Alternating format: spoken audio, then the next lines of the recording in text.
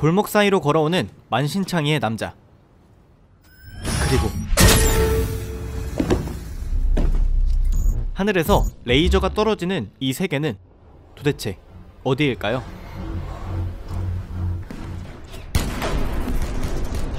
이야기의 시작은 불과 3일 전. 이들은 각자 백수, 술집 알바, 회사원으로 살아가는 절친들이었습니다. 하루는 백수 아리스가 동생의 조롱을 견디다 못해 집 밖으로 나왔는데 그렇게 셋이 만났지만 모두 최악의 하루를 보낸 상태였고 어린 시절처럼 멍청한 짓을 하며 보내기로 합니다. 그런데 이들의 장난에 도심 한복판에 교통사고가 일어났고 경찰들이 쫓아오는 상황. 결국 셋은 지하철 화장실로 도주합니다. 그리고 갑자기 정전이 되더니만 화장실은 물론 지하철역의 모든 소리가 사라집니다. 그런데 지하철 어디에도, 심지어 도시 최대 유동인구 지역인 이곳에 그 누구도 존재하지 않았습니다. 아리스는 집으로, 가루베는 일하던 술집으로, 조타는 직장으로 돌아가 보는데 도심 전역에 이들 셋만 남은 것 같았습니다. 그렇게 날이 저물고 오히려 셋은 판타지 세상에 들어온 것 같다며 좋아했는데 그때 전광판이 켜집니다. 세 사람의 게임 참가를 유도하는 전광판에 쌓인, 도심에서 불빛이 켜진 유일한 건물이 그들의 목적지였습니다.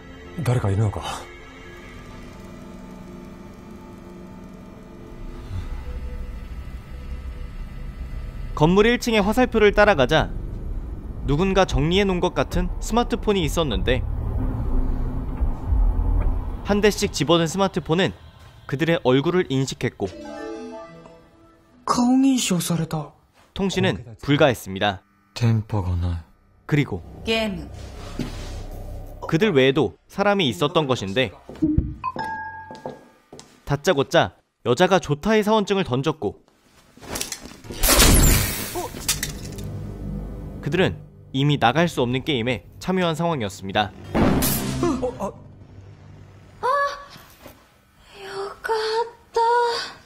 마지막으로 세 사람과 같이 초짜처럼 보이는 고등학생이 참여하고 드디어 5명의 참가자를 대상으로 시작된 게임.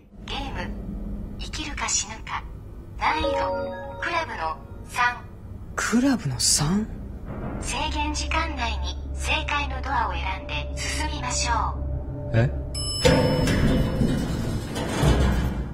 엘리베이터를 타고 방에 도착하자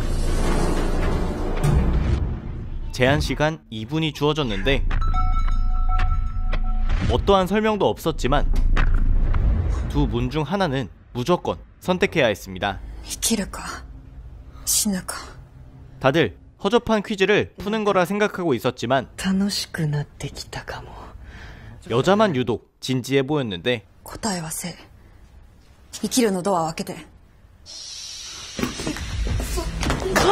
갑자기 방 아래에서 연기가 피어오르기 시작했고 그때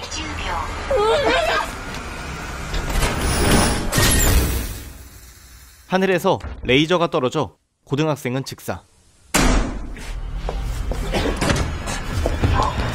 가까스로 죽음의 문으로 들어와 생존한 이들.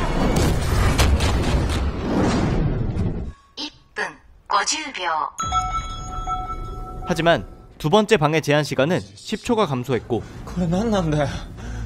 여전히 실마리는 없었기에 다툼만 커져갔습니다.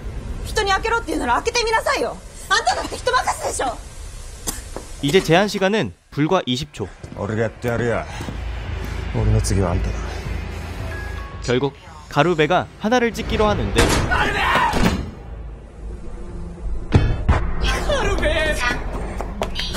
이번에도 운 좋게 생존한 4사람.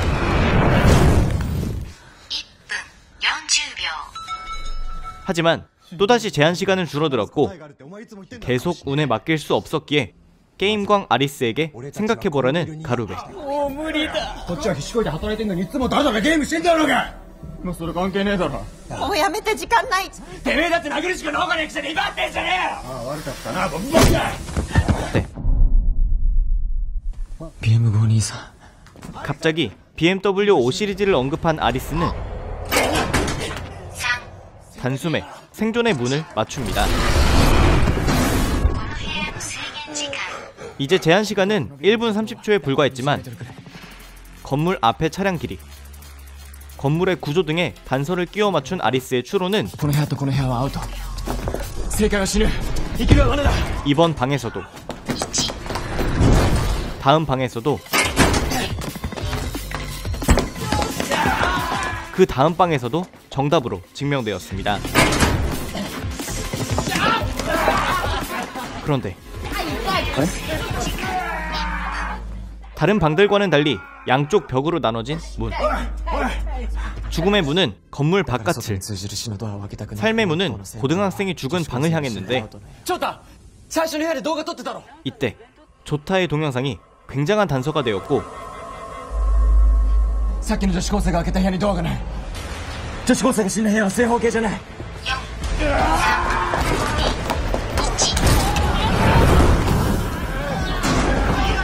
마지막으로 단 10초가 주어진 방에서도 아리스의 활약으로 결국 넷은 탈출하게 됩니다. 조타가 큰 화상을 입긴 했지만 무사히 생존한 그들의 앞에 한 테이블이 놓여 있었는데 그곳에 있는 것은 클로버 3. 마치 다른 나라에 온 것처럼 이들은 3일 동안 살아있을 수 있는 비자를 받습니다. 비자. 그리고 그들의 앞에 나타난 것은 비자가 만료되기 일보 직전의 남자. 비자의 만료는 죽음을 의미했고 이제 생존하기 위해선 끝없는 게임에 참가해야 하는 상황이었습니다.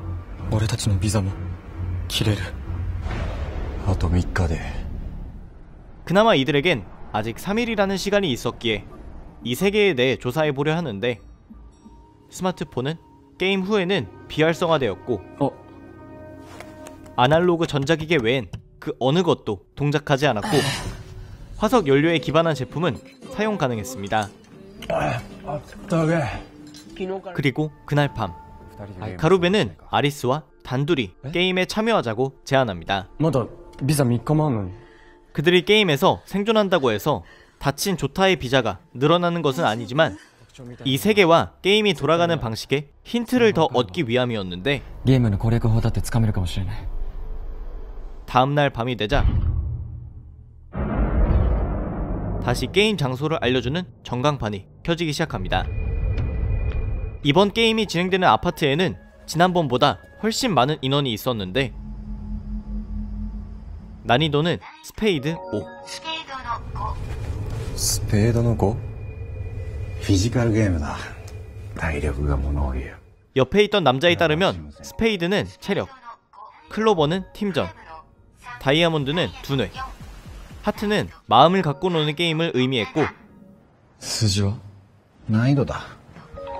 즉 이번 게임은 체력을 요구하는 난이도 5의 게임. 오니고꼬. 게임이 끝나는 버튼이 있는 단 하나의 방을 찾아야 하는 것이 룰이고 20분 안에 완수하지 못하면 아파트 지하에 폭탄이 터져 모두 죽는 것이었는데 게임이 시작되고 술래도 투입됩니다. 이 술래의 역할은 단 하나, 게임 참가자들이 버튼을 누르기 전에 모두 죽이는 것이었는데 사람들이 죽어나갔지만 누구도 협력할 생각은 하지 않았습니다. 유일하게 아리스만 술래의 위치를 알렸는데 현재 타겟은 이 세계에서 처음으로 게임에 참여한 남자. 그가 눈에 밟혔던 아리스는 직접 구해내기까지 하는데 이제껏 술래의 행동을 꾸준히 지켜보던 아리스는 말대가리를 써서 시야가 좁은 술래가 굳이 초짜였던 남자의 위치까지 무리하게 총을 쐈던 것에서 단서를 얻습니다. 아리스의 추측은 이번에도 정답이었는데 은갈치도 같은 생각을 했습니다. 한편 아리스에게 협력 중인 사람들은 다같이 술래와 싸우기 시작했는데 술래 역시 만만치 않은 싸움꾼이었습니다.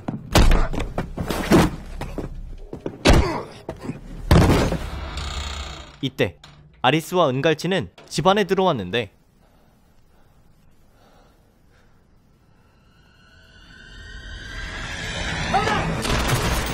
테이저건을 먹이고 안심하고 있을 때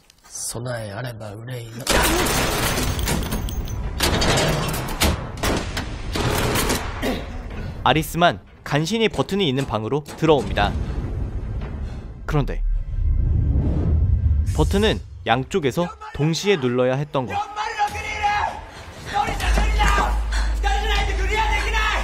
암벽 등반러였던 여자는 외벽을 타고 이동하기 시작했습니다. 그런데 결국 술래는 문을 뚫고 들어왔고 이제 남은 시간은 30초 남짓. 이때 여자가 창문으로 들어왔고 은갈치에 테이저건으로 마무리한 뒤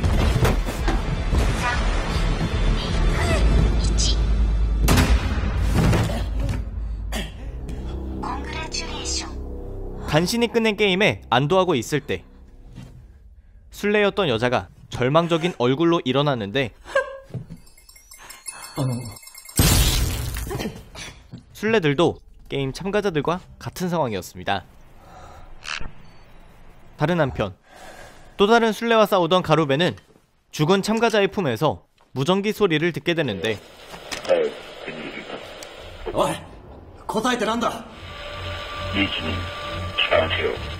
무전기에서는 모든 해답이 있는 빛으로 오라는 소리가 들렸습니다. 게임 내적으로도 외적으로도 얻은 게 많은 두 사람은 다시 조타와 여자가 있는 곳으로 왔는데 어느새 조타와 여자의 비자가 만료되는 마지막 날이었기에 넷은 우선 비자부터 연장시키기로 합니다. 이번 게임이 진행되는 곳은 거대한 식물원이었습니다. 들어오자마자 보이는 것은 온갖 종류의 무기들 그리고 목걸이와 연결된 고글이었는데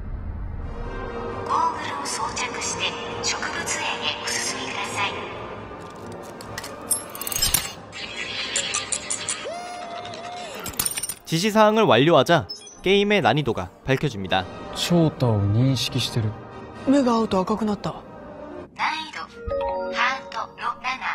즉 난이도 7에 마음을 갖고 노는 게임.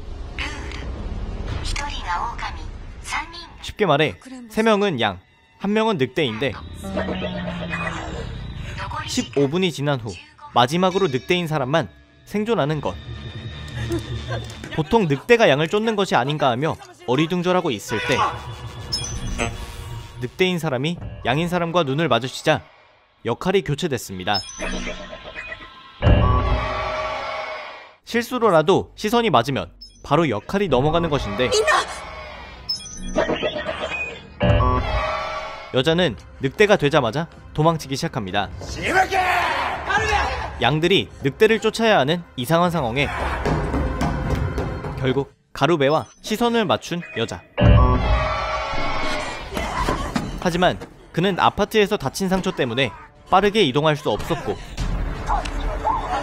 여자는 아픈 곳만 골라 때리던 중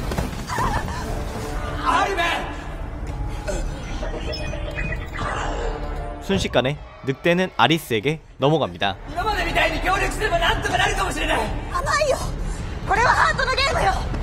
이번엔 두 사람이 아리스를 쫓는 상황이었는데 아리스가 애원해도 둘은 흥분을 가라앉힐 생각이 없었고 自分だけ生き残るつもりなんでしょ。やっぱり希望なんか残っちゃいなかったよ。 바로 이때 조타가 여자를 막습니다. 이제 가루베만 아리스를 쫓아오는 상황. 혼자만 살아남을 생각이 없었던 그는 일단 폭탄만이라도 해체해보려 했는데 마음을 갖고 노는 게임답게 이들의 우정은 산산조각이 났습니다. ごめん。謝るだけの人生かよ。おい。ごめん。 죽기는 무섭고 살기엔 친구들이 죽어야 하는 상황에 ゲーム終了まで5分。 이들은 모두 즐거웠던 때에 기억에 잠겼는데 아리스는 차라리 죽는 게 낫겠다고 판단하고 다시 친구나 여자에게 늑대 자리를 넘겨주려 합니다. カルベン。翔太。どこにいる？ 그런데 조타는 여자의 입을 틀어막고 조용히 숨어버렸고 가루베 역시 숨어버린 상황. カルベン。どこにいんだよ。 이제 남은 시간은 10초. 20秒。後ろだよ。 이때 가루베가 시선을 피한 채 마지막 인사를 건넵니다. ありがとな。 4、3、2。